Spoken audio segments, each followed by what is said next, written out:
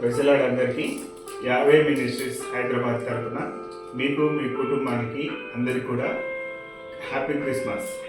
ఈరోజు దేవుని మాట యెషయా గ్రంథము 9వ అధ్యాయము 6వ వచనం. ఏలయనగా మనకు శిశువు పుట్టెను, మనకు కుమారుడు అనుగ్రహించబడను, ఆయన భుజముల మీద రాజ్యభారం ఉండును. ఆశ్చర్యకరుడు, ఆలోచనకర్త, బలవంతుడైన దేవుడు, నిత్యుడగు తండ్రి, సమాధానకర్త యగు అధిపతి అని అతనికి పేరు పెట్టబడును.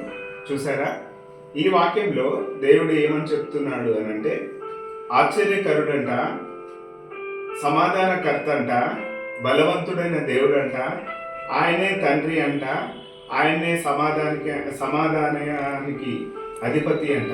చూసావా, సమాధానకర్త ఆయనే, తండ్రి ఆయనే, బలవంతుడైన దేవుడే.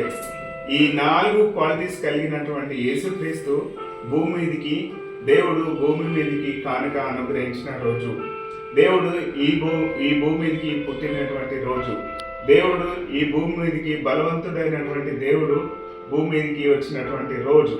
కాబట్టి ఎవరి జీవితంలో అయితే క్రీస్తును ఆరాధించిన, క్రీస్తుని ఎరిగి ఉండుటనే నిజమైన క్రిస్మస్. క్రీస్తుని ఎరిగితే మాత్రమే రక్షణ, క్రీస్తు ద్వారానే పరలోక రాజ్యం.